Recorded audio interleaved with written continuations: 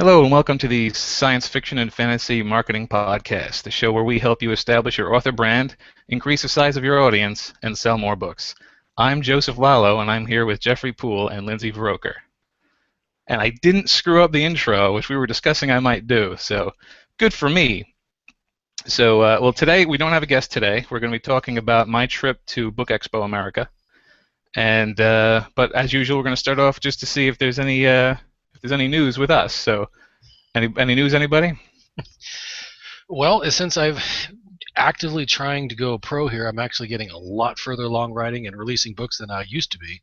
So, I mean, like right now, I'm already about halfway through my next book, which, if things continue to go well, I should easily be able to hit my deadline at the end of August. So, for me, yay for me, which used to be a book a year, I've now tripled that to try and triple that to 3 a year. So far, so good. Yeah.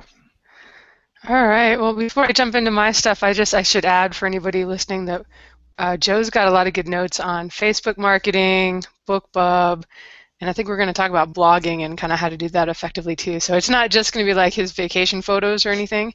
Hopefully, we'll give you guys some actual information here. But I have a couple little news things. First off, I say I've been kind of riding the wave of having a couple of 99-cent box sets that lead into my series. Both have been advertised this winter, this spring, and I've had some really great months, and it's really exciting. I keep waiting for it to crash down, but so far it hasn't crashed totally yet. And I guess my point is just to say that marketing and advertising, if you get a hit, it's so much more effective when you actually have like a full catalog of stuff out there. My Emperor's Edge series is 8 books long. My Dragon Blood series, I'm about to publish the 5th book. So if you do get a hit, with like your first one with a BookBub ad or something, you stand to make a lot more money then because you have so many more books people can buy. So, versus if you have, I see a lot of people that have like 1 or 2 books out that are putting a lot of effort into marketing, social media, buying ads. And I definitely say at the beginning, there's nothing wrong with doing some of that, but I think it's really a good idea to really focus on building up a catalog. So how many books do you have out right now? I don't know. Including the pen name stuff, it's over 20. So novels, and then I have some shorter stuff. So building it up there. Well, good for you, though. That's really cool. Thank you.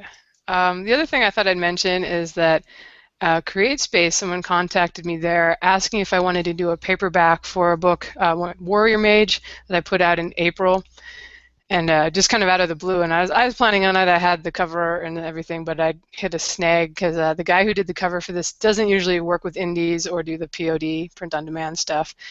So I told her, and she said, "Oh, we'll do that for you for free. No problem. We'll fix it up. Just upload the files you have." So I just thought I would mention this because I know we've had Laura on a few months ago who had some really negative experience with the CreateSpace. And, I think right now they're really reaching out to indies a little bit. Obviously it helps if you're selling a lot of books and you're more on their radar. But one thing they said they're going to start doing, or she also asked if I wanted to do, was set up a pre-order for the book that I have on pre-order on Amazon, the 5th Dragon Blood book. And that's coming out this Sunday, so there isn't really enough time for me to get the files and stuff ready, but she said, yeah, contact us about the next one if you want to do it. And that's obviously a pre-order for the paperback to go with a pre-order for the ebook. And right now they're doing that manually, so it's only by invitation. But that was the question. Like, yeah. I don't remember seeing that as an option. They were like, pre-release here, so I see. So you have to have 20 plus books. Exactly. Will do it for you. I gotcha. No, but I'm thinking, though, that probably eventually that may be something that you can just go ahead and select and do. And a lot of people ignore paperbacks, but if nothing else, they're good Christmas presents and good for book signings. And one of the perks I've heard when you do pre-orders of the paperback is that you can actually release the paperback a little early, and you get everybody to review the book, and those reviews will show up on your ebook. So when it's release day for the ebook, you can actually already have 50 reviews or something if you're if you're really on the ball. So that's something I hope to check out with the next book now that I know that's possibly an option. And I don't know who you have to be, but maybe too if you just kind of email and say, hey, is this a possibility? The worst I can say is no. Last little bit of news, I'm totally hogging it up here because Joe did that fine introduction and I didn't get to talk. is that my Dragon Blood 5 pre-order will be out this Sunday, as I was saying, and we talked to Annie last weekend, and she said, "Oh, I'm not doing pre-orders again. They're awful." So I'll see if that kind of affects things. I think I put it up just a little over a month ago. It's got so far 3,800 pre-orders on Amazon, so I'm pretty excited about that, even if it's not as as good as Annie's numbers were. And I'll be curious to see. I think what happens is it was in the new, hot new releases for the last few weeks, and I think it gets another chance to continue to be in hot new releases in the steampunk category. So for me, it means maybe that the book was in front of people or in that category and highlighted for longer. We'll see if it has a lame opening weekend or something because everybody already ordered it and those orders don't count towards ranking. But with book 5 in my series, I wasn't counting on it lifting the whole series or anything like that. I've actually never had that experience, so all the power to Annie for having that experience. But usually when I release a new book, it doesn't really do much to boost the other books in the series unless I'm also doing an advertisement at the same time. So that's all my news. I blabbed enough. Take it away, Joe. Well, what sort of news do I have? First off, I have a pre-order, actually 2 pre-orders going right now, but the one on Amazon has got a whopping 22 pre-orders, so you're winning in that regard. I was saying before, I can't talk too much about it because I honestly don't know too much about it, but I've been talking to Apple about both the anthology coming out at the end of the month and also the next book coming out at the end of the year. And it seems like I might get some Apple promotion on that, and I'll certainly talk about it if it happens. And so fingers crossed on that.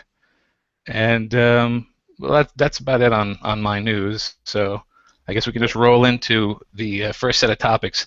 As I said earlier, this is all about Book Expo America, which was a multi-day, it was almost a week really, of conventions over at Jacob Javits in New York City. And it was all publishing, and there was huge independent author presence in something called You Publish You, which was all self-publishing. So I took a lot of notes in a book that was sponsored by BookBub, and now I'm going to share them. So the first thing that we talked about was Facebook and how to use Facebook to get the best effect. I went to a panel about this. Actually, 2 panels spoke almost exclusively about this, so the information is kind of mixed and matched, so I'll have to dig up the information on who said what later, or at least link you to the names of the people who gave me the info. But, so here's some of the stuff I learned, and what we're going to go sort of point by point and see what we each think about everything. One of the things they said was Facebook will always do its best to decrease the impact of non-paid advertising. It's in Facebook's best interest to decrease the effect of anything you don't pay for. And I think that I've observed that in the past, that every new change seems to knock down the impact of each new post. And I don't know if anybody else has had the same experience. Yeah, I've seen the same thing where you kind of have less reach on your posts than you used to have. And ever since, oddly, since Facebook started having paid advertising, I think probably a few years ago, and I guess we just have to remember, I've seen a lot of authors that are bitter about it, like feel betrayed. You're a business, you have a business page. It's just kind of how it is. Businesses have to pay to advertise, unless they're very lucky and smart with the viral marketing or something. Yeah, I've looked into it. I remember when I first looked into it, Facebook wanted to charge X amount of dollars per ad, and then it was going to supposedly reach so many people. I noticed those numbers aren't nearly as large, and yet the fans and the friends keep building. So I can only wonder, as Facebook now is devoting more time and energy into its advertising, it's trying to streamline the process to make it more profitable for them. Is the only thing I can think of. Yep, that seems to be the case. And just because it went past in the chat here, for those interested, Book Expo America is an industry event. So if you're an author, you can get in. It's very expensive for industry people. Like, I think I paid over $500 for the Super Pass, which was for the entire event. But it is always paired up with something called BookCon, which is a reader event. So you can go there and see almost all the same stuff. But for the industry people, it's a bigger, like there's at least one extra day of convention, and you get to see there's a whole lot more floor space for the industry people. So you can go if you want to, even if you're an indie author, they'll let you go. And for anyone that wants to go and doesn't want to pay for a hotel, I hear you can stay at Joe's house. You can try. I mean, it's luxurious, as you can see. I have a TV and a pile of junk. So, sure, send me an email. We'll see what happens. Now you said it was also paired up with that book con. Is that for readers? So Yes. did you have a booth? I did not have a booth. I felt like I was spending enough on the ticket, and frankly, I wanted to go to the convention. And when you have a booth, you have to sort of be at the booth. But back to the Facebook stuff now. One thing they said was if you want to get the most bang for your buck, this is in general. If you want the most bang for your buck, you're going to want to use whatever Facebook's latest pet toy is. They will reward you for using the stuff that they're trying to build upon. And right now, what they're trying to build upon is video. So it was recommended that if you want, then we can experiment with this and see. I'll talk about it a little bit later how you can do it. But 15 to 30-second videos in your posts should give you a lot greater reach than just text or images in text, and a whole lot greater reach than links because they sort of step on links. Have either of you guys tried videos yet? I have not yet, and it's worth pointing out, by the way, this is a video uploaded directly to Facebook. This is not a link to a YouTube video. They want in the words of the person giving the panel, Facebook wants to kill YouTube. So they want your content. So yeah, so if you think that you're going to get a Vimeo link or a YouTube link and you're going to get extra boost, that's not going to happen. They want your video. Well, at least they're honest. Yeah, it's true. And here's a handy thing. I was saying how they step on links. Your video when you upload it, you can have a more info button, like underneath the replay button when it's finished, and you can put your link there, and still, so you'll be able to send people where you want them to go, but without getting squashed because you were including a link. So I haven't messed with the video yet, but supposedly it's a very effective way to do it. I'd be curious to know what formats they take, or if like YouTube, they just, as long as you can submit the basic formats, MP4, MOV, whatever else that exist out there, if they'll take it. It sounds like they should if they want to kill you too. Yeah. So. As I understand it, they're very flexible with what they take in, and it's at this point MP4 is almost an industry standard. Your phone's going to produce MP4, and if you're recording directly on your computer, MP4 is going to be an option. So probably that's the safest bet. All right, I want to say first before commenting on the videos, or I guess this is a comment, that this is probably one of those things only to do if you have time on your hands and you love. Like you're always recording things on your phone or something, because this is definitely going to be one of those things where it takes a lot of effort to create videos compared to how many books this is actually going to sell. I would guess it would sell no books to, maybe you get more reach to your Facebook page, but it tends to be people who have already read your books are the people who come to your Facebook page and give you a like and interact and stuff. So while I'm not saying I would never do this, it just seems like one of those things. Like for authors, I'm not sure it would be worth the time. This is true, and I didn't actually put a link to it in the section we'll be talking about later, so I'll mention it here. There's a website that they recommended called Animoto.com, and Animoto is basically you can choose a variety of templates, and they will render a video for you and give it to you. So in theory, you could reasonably quickly get videos from Animoto. I haven't messed with it yet. But I know that the prices are fairly affordable. Even if you do a monthly thing, it's about $10 a month for the lowest tier. I did something like this. I might have been a different site, but like 4 or 5 years ago, where they would have animated characters you could pick to act out your script and record that as a video. It was kind of fun to mess around with, but I think it's like recording an audiobook. It ends up taking like way more hours of work for how much of a finished product you get in the end. But it does sound interesting. I'll write down that site to include in the notes. Yeah, I should have had that in the bottom part, but now that I talked about it, it doesn't matter. And so the other things that they had to say about Facebook, and this goes more generally for all social networking, is you want to engage the readers, and that means don't just give them information, but give them a topic. Like ask a question. Pictures are better than no pictures, but the most effective stuff is questions and shares. If you ask them to share or even recommend, like suggest this is something that their friends might want to know, like sort of disguise the request for a share if you're skittish about asking for it.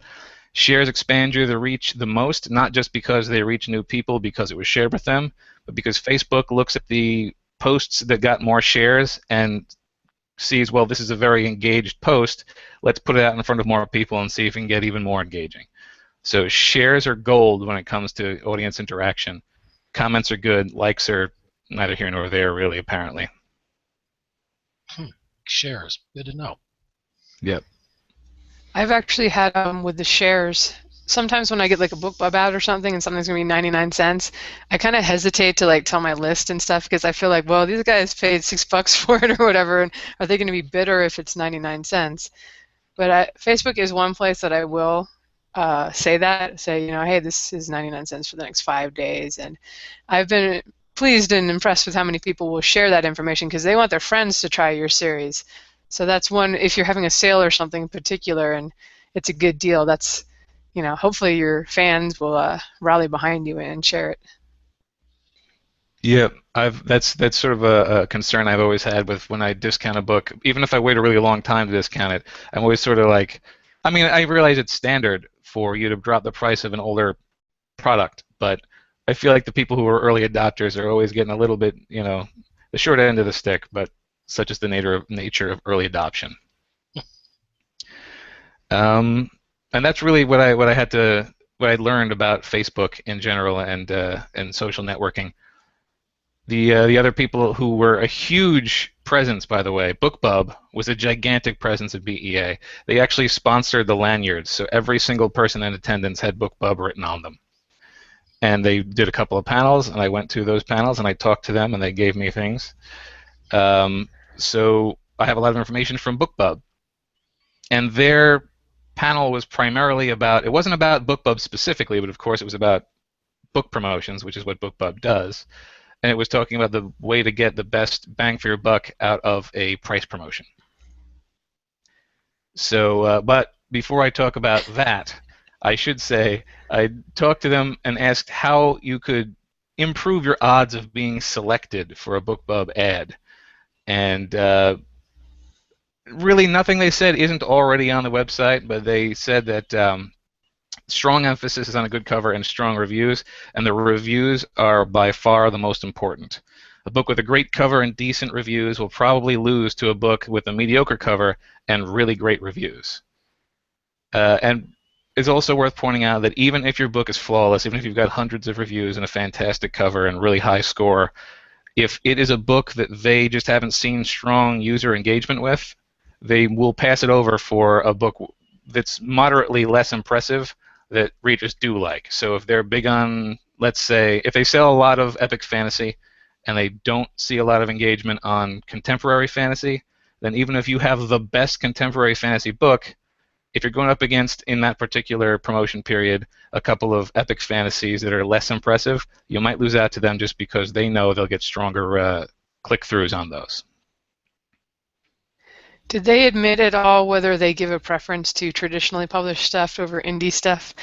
I asked just because, as we were talking about before the show, since I've seen a lot more traditionally published books being plugged on BookBub, the quality of the covers has really gone down. Because I think these are old covers that are just being scanned in from like the 1980s, or I don't even know, but I was just curious if they said anything.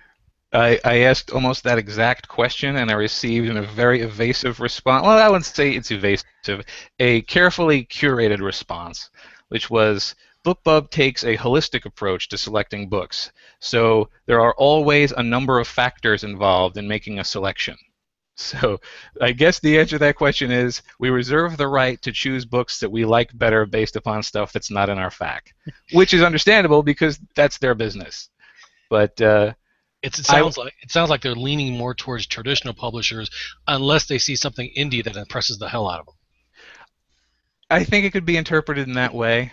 And again, it's their right. They have the most effective thing in the business right now, so they might as well use it in the way that they consider to be most effectively. They've been making good decisions so far.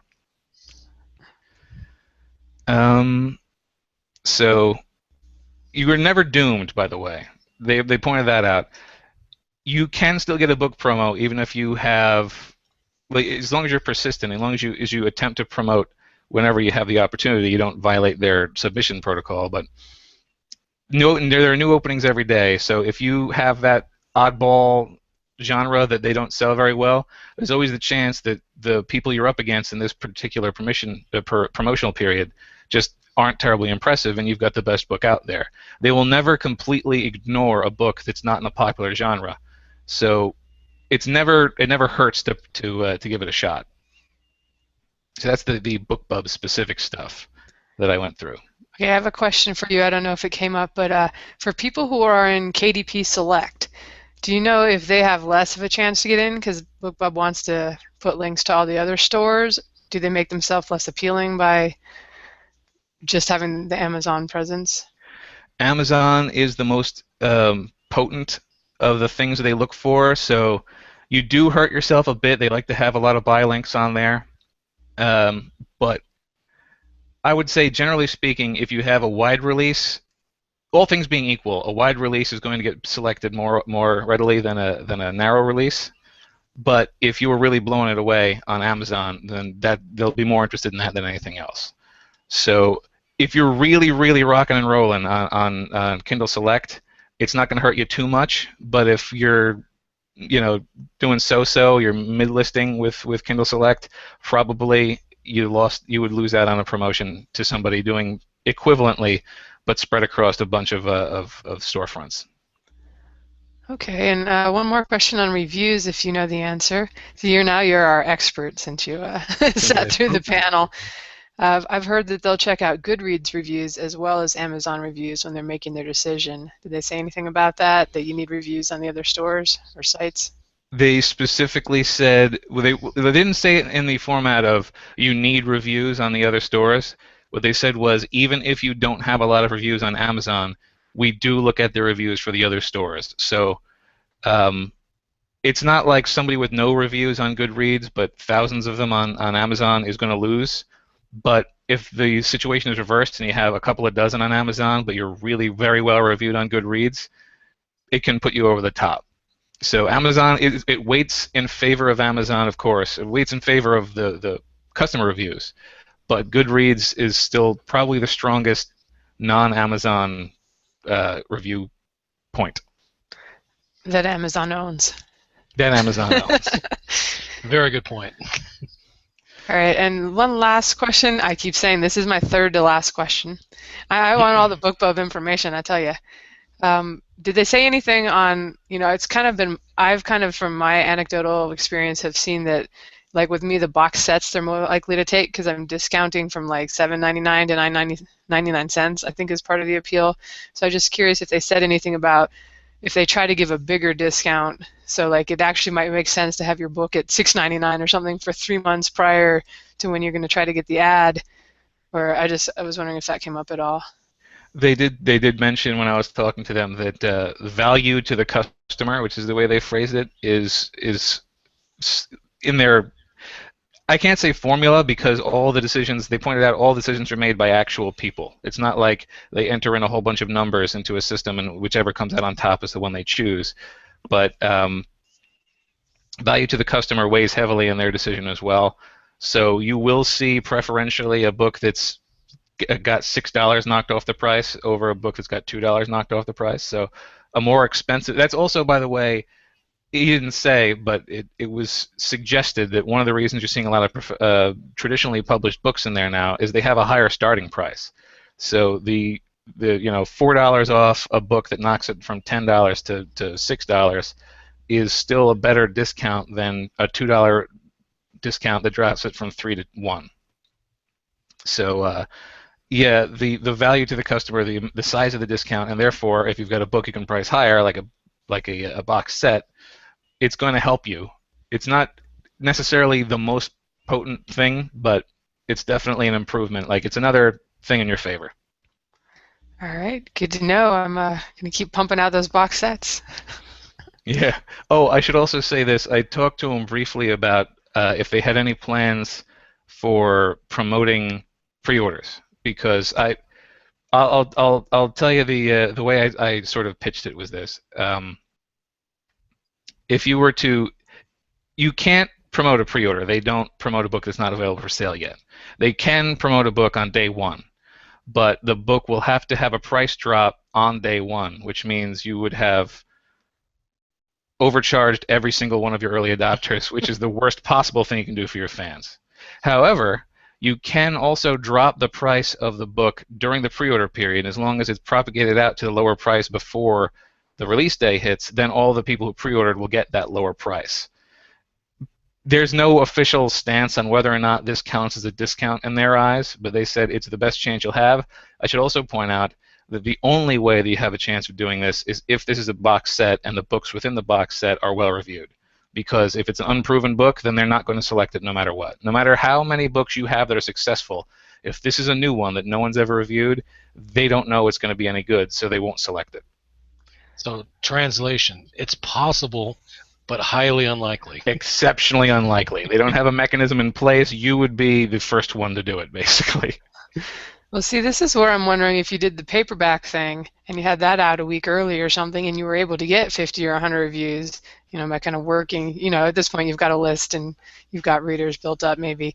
So maybe if you could have those reviews on day one, and whether you did a pre-order or not, let's say you publish your book at 99 cents with the understanding that, this will be $3.99 or $4.99 later, would that be appealing to them? And is it worth the effort? Worth the effort. It would be appealing. Well, think about that. If you want to do that, you theoretically could. You could actually release your print copy. Let's just say 2 weeks early.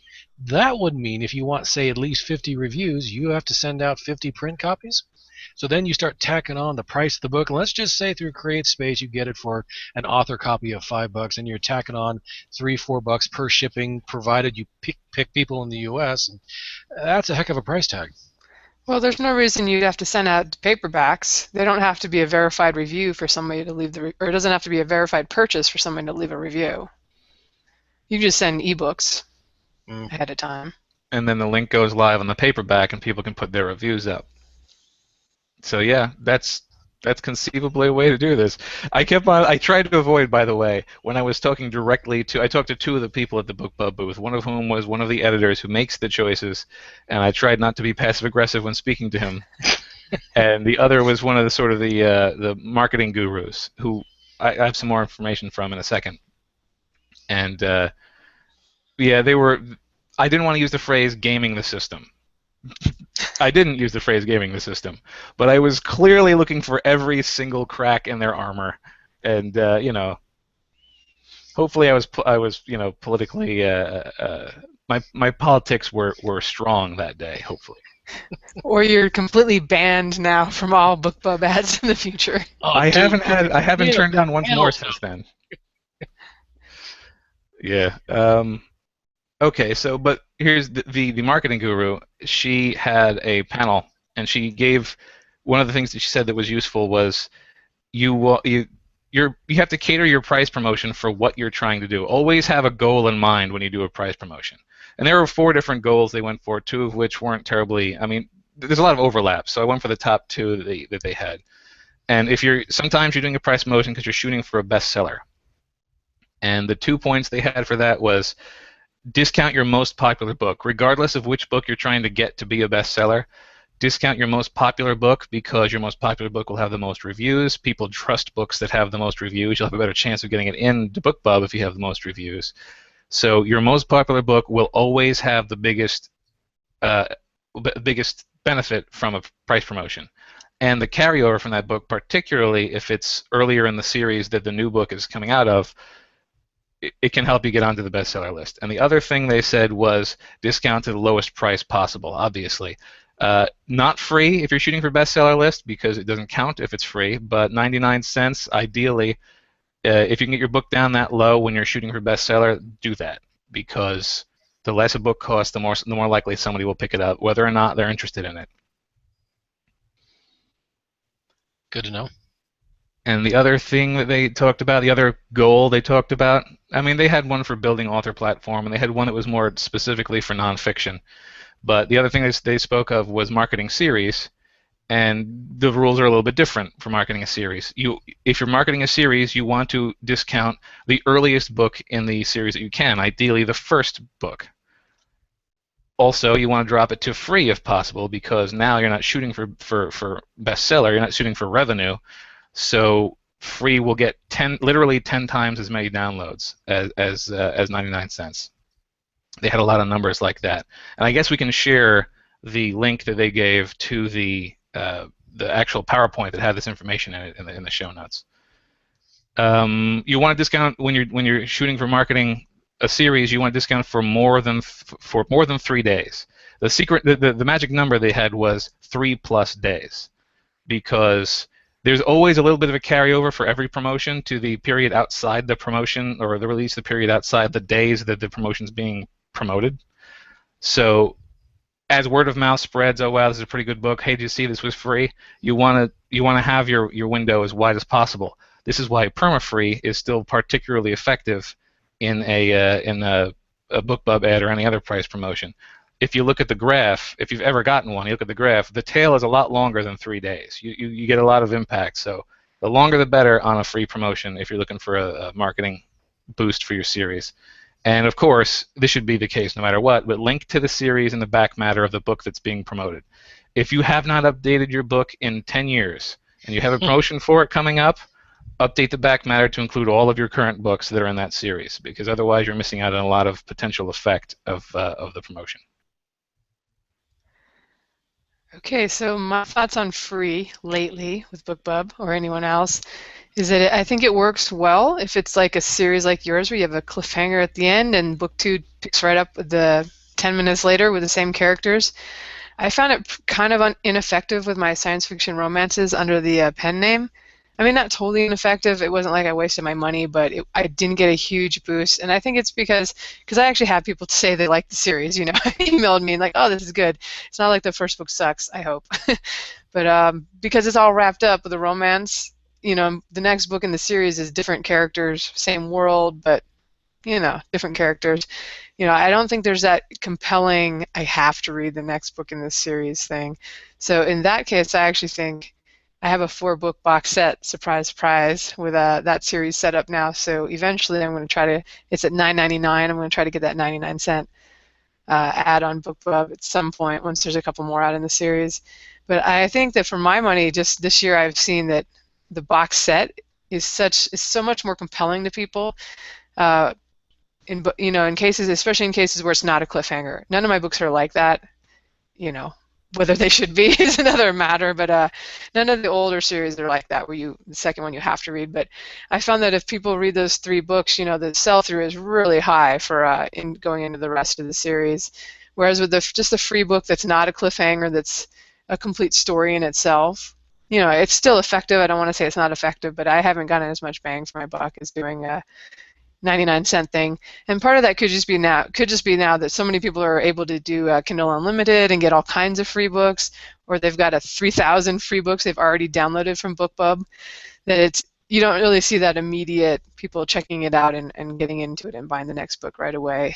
That's kind of how it's been for me this year. I don't know about you guys, though.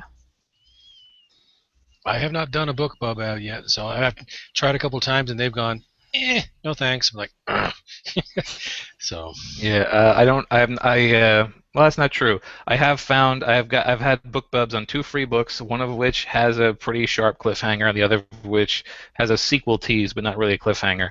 And I continue to see a much better response from the cliffhanger book. And I want to say I didn't write a cliffhanger because of a marketing decision. I wrote a cliffhanger because I split a book into 3 pieces and released those 3 pieces. So the book wasn't over at the end of book 1. That's why there was a cliffhanger. But yeah, the sci-fi book, which doesn't have a cliffhanger, maybe half the impact that the cliffhanger fantasy book has. Which, by the way, my most recent BookBub ad for that, which was at the end of March, still hasn't finished tailing off. I'm still selling like $1,000 more this month than I was the month prior to the ad. So the BookBub ads are continuing to be impressive to me. Yeah, it feels like if you can get your book in a lot of hands right away, not everybody's reading it the first day. So yeah, that's why we all covet the BookBub ad, guys, because like I said, my Dragonblood series, I had it back in January, and I'm still, seeing the reward. Although we should point out with your thing about a series, it kind of ties back into when we were talking about can you do a new release with them, that it's probably actually better to wait till you have like at least 3 books out in this series before you, because BookBub's expensive if you haven't looked at it recently. You know, if Really? you're writing mystery or romance, you're paying like over $1,000 to advertise a 99-cent book, I think. Even fantasy is up to like $400 or something for a 99-cent book. So it's just going to pay off so much more when you do get that ad if you've got 4 or 5 more books in your series that people can go on and buy. So that's very part of why I simple, haven't. so. Yeah, that's part of why I haven't really tried to get a ad on a new release, like a new book one in a series. Is I'm like, oh, I'll just wait. You know, I got other stuff I can try to ask, request that they feature, which they won't. Yeah, and I just because I was busy trying to hit all the points, we have a couple of things in the chat here, harkening back to Facebook, that I'll just rifle through quickly. One question was, how often do they change does Facebook change their toy? And it seems like at least once a year, they'll come out with something new that they like.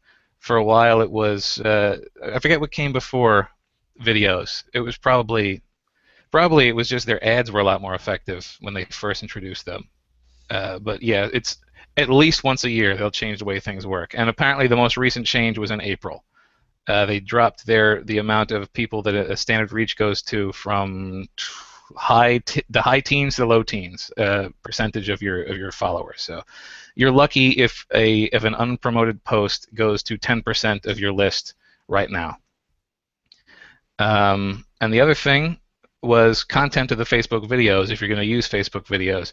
And what was recommended was basically the same thing you would have in a post, something that will spur engagement. So a call to action, or if you have a new product, you can hold it up so people can see it and say, oh yeah, if you want to learn out more, click the link at the end of the video and to my blog post. You're going to want anything that will convince people either to share the video, so if it's really interesting, then that's good, or anything that will get them to click through to something that you've got control of, either your blog or your fan page. They're already at your fan page, hopefully. So that sort of thing. Just the same thing. A good post makes for a good video, and vice versa. When I've thought about doing video, I've thought I could do some of the questions that I frequently get through email or that kind of thing. But then I've thought, what would be awesome, what would really get likes is if I did my dog doing something funny. And I'd be totally depressed because nobody would share my well thought out questions about a series or about writing. And then here the dog would be chewing a squeaky toy and get like 5,000. The dog would quickly up. become your brand. Perhaps good if you're doing cozy mysteries with dogs in them. I don't know how it would translate to fantasy. I don't know, fantasy with a corgi. I've got a couple books like that. I wonder what I can make her do. I guarantee, if you got the corgi into the video and there's a corgi in your book, I guarantee it would have an impact. Interesting. She has to do more than lay on the couch behind you and lick herself, though, because that's all I've seen so far of that dog. Well, thankfully for a corgi, she's too long to actually lick a certain part of herself. But like right now, yeah, she's in speed bump mode. So, That's kind of a bummer if you're a dog. My dogs really seem to enjoy that. No, I have no war. Boy, we just went completely right up on a different tangent. I'll bring it back on rails in a minute.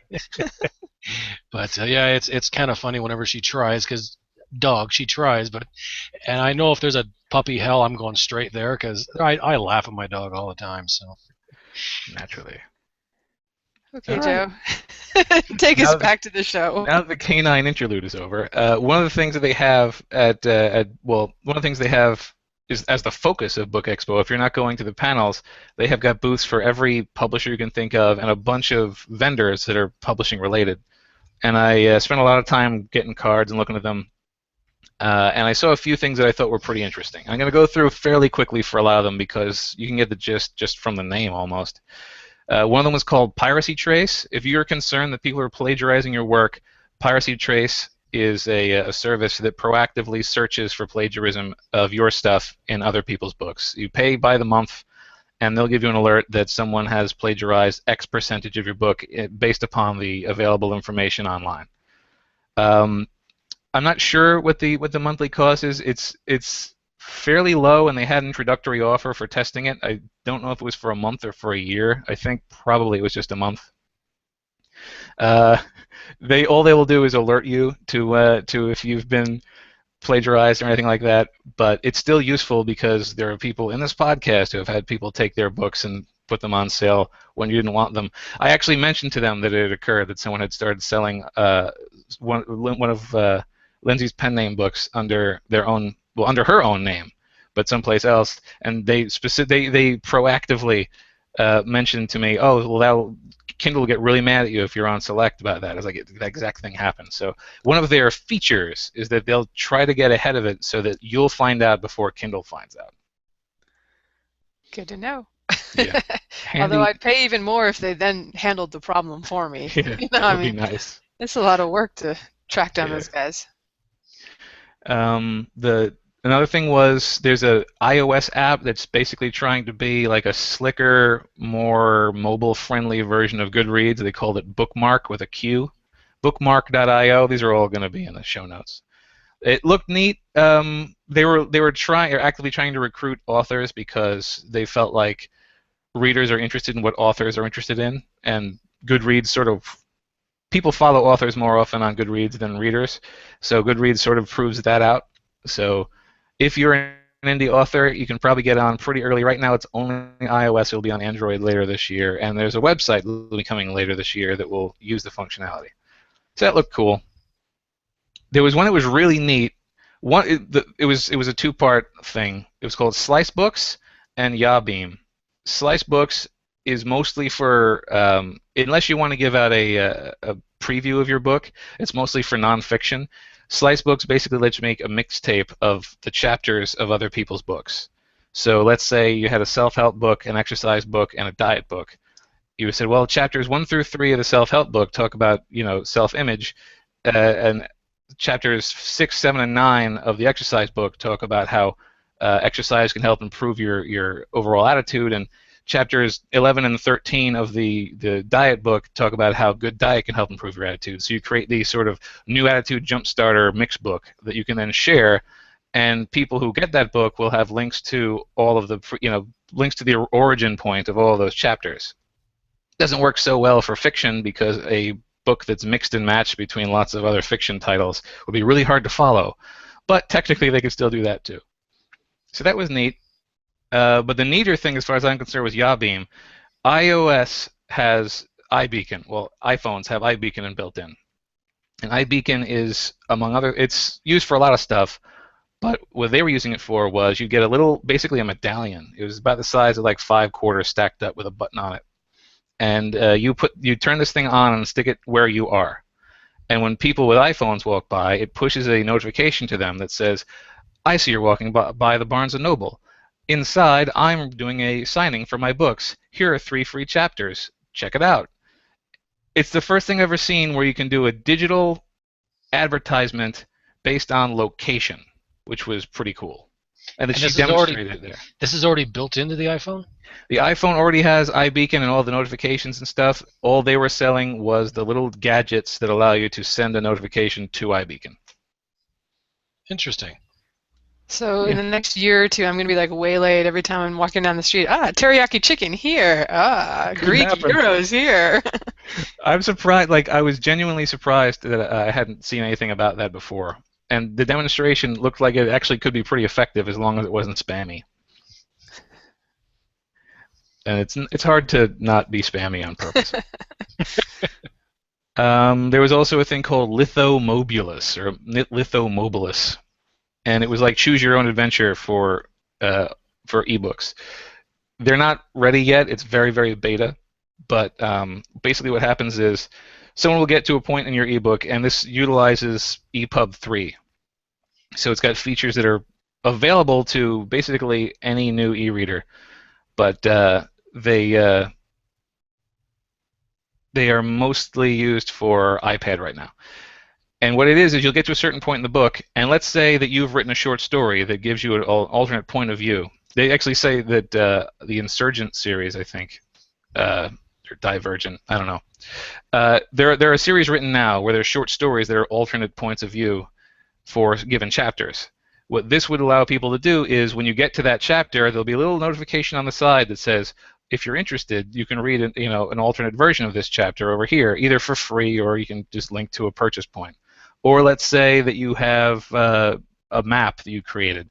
You can sort of jump over to the locational information for that chapter. It's just sort of like DVD extras or pop-up video for a book. They even suggested if you have popular fan fiction that's relevant to a given location, you can pop over to that too. So this is just a way they refer to as non-linear book creation. So does this have to be within the book, or are these like links on the web, so they have to be connected to Wi-Fi to visit your Right now, stuff? they were pitching this as their own reader, so you would basically design it into their app, and their app would be on whatever devices it would be on. It was fairly early on when I was talking to them, but it would sort of have to be on the internet. There would be some internal stuff, I understand, but you can sort of do that already with footnotes and hyperlinks. It Yeah, I seems was like gonna if say, you were linking to fan fiction or trying to include that, then that'd be kind of an issue that Yeah. somebody else wrote.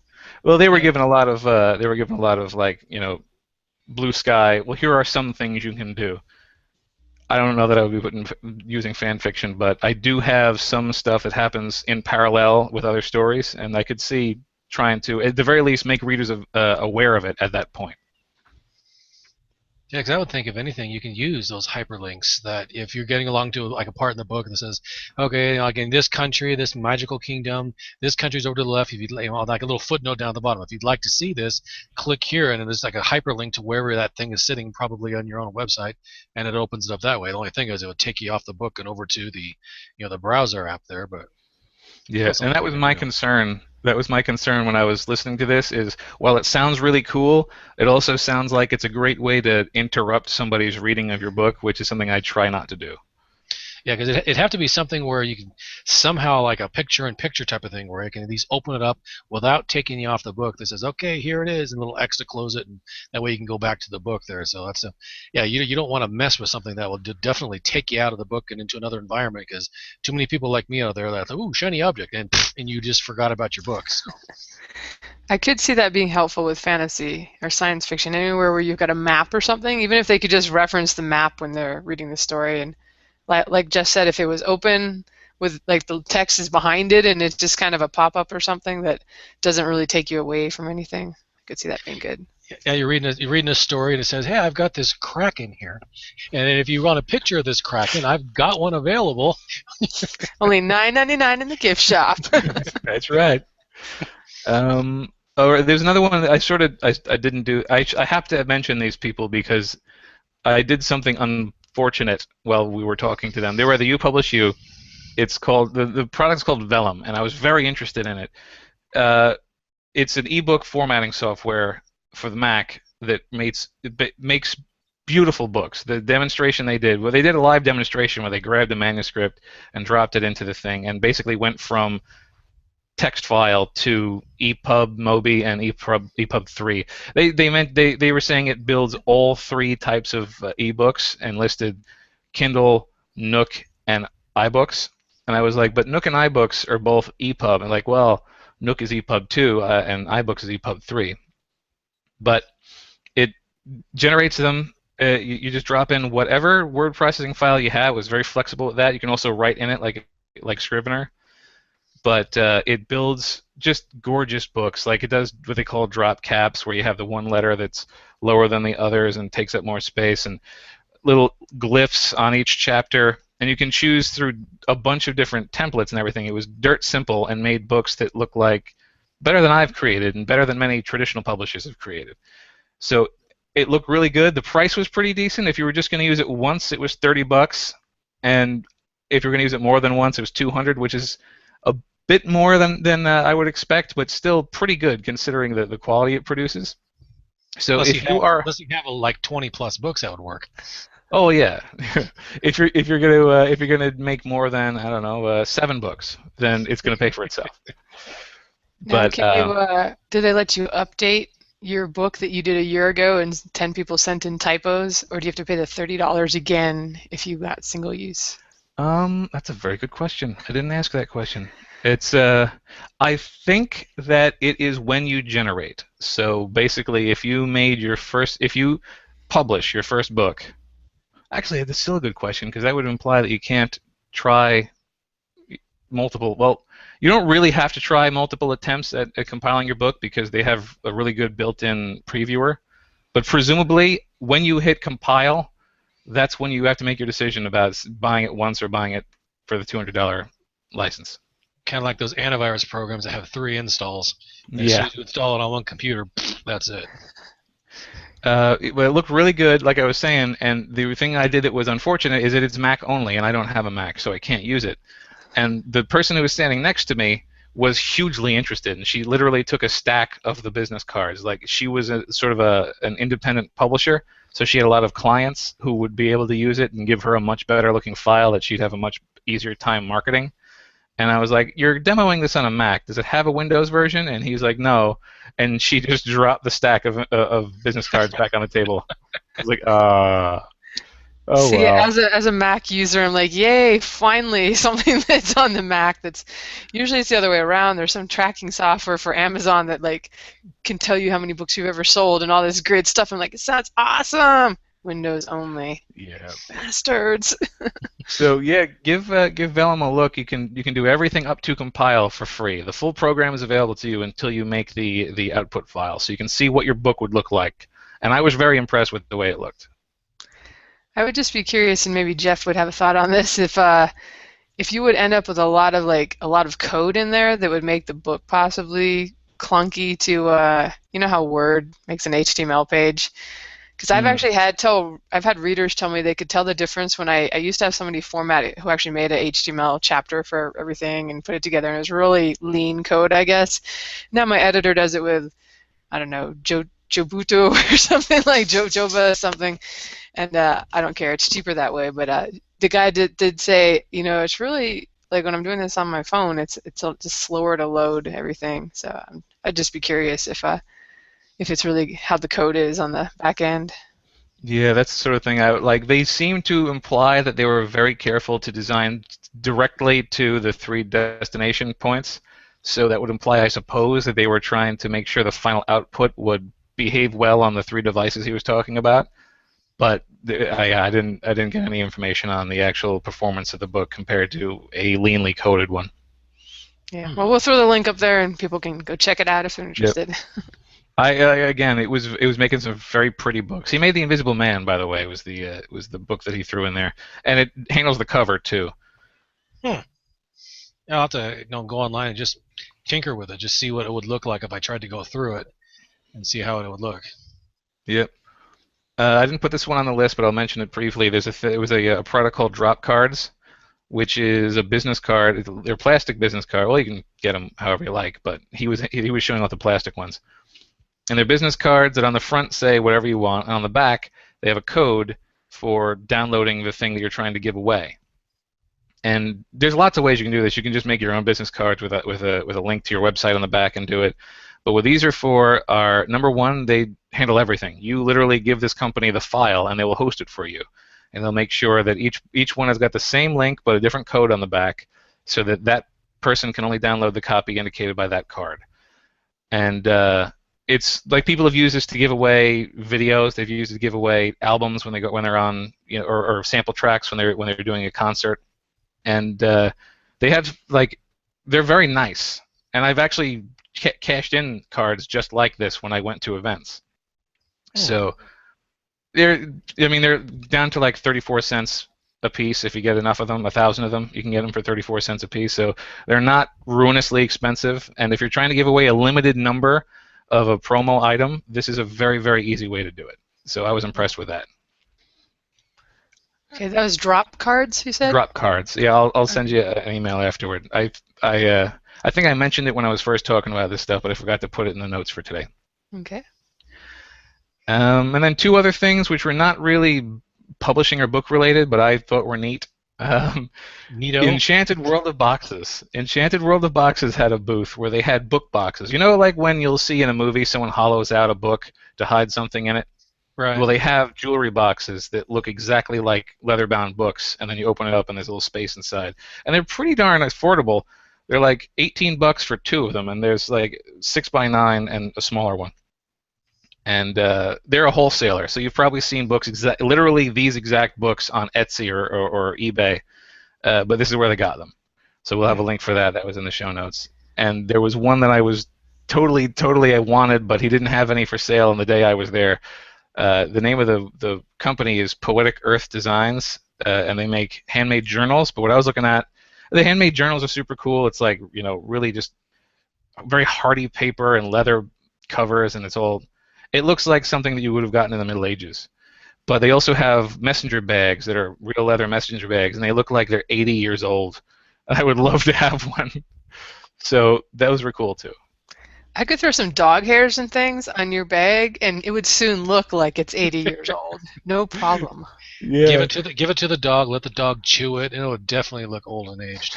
I've never done any manual distressing on any of my books. I've had it done for me with the help. If you ever have a puppy, you will have things manually distressed. All right, I'll keep that in mind. I was saying to him, I was like, I have a really nice leather shoulder bag for putting my laptop in, and I love the way it looked, and I was hoping that it would start to look old. I would hoping it'd be like, worn leather look and stuff. And I got caught in the rain and stuff. It held up perfectly, which I'm sure 98% of the people who buy this bag were hoping it will look brand new in 5 years. I wore out 2 straps. The whole thing still looks brand new. So I was like, gosh darn it. You're walking along in the airport. You're smacking it against the wall. You're dropping it, dragging it along the ground. I'm an unusual guy when it comes to I want my stuff to look used. I've got a suede, I think it's suede or something, messenger bag like that for the laptop, and maybe I could trade you when I come out to Book Expo and crash on your floor back there with the pretzels. I'll bring it along. It's nicely worn, plus the dog hairs. Cool, excellent. That's precisely what I'm looking for. And that sort of concludes. I should say, by the way, none of the people that we mentioned paid me to say anything about them. I was just interested.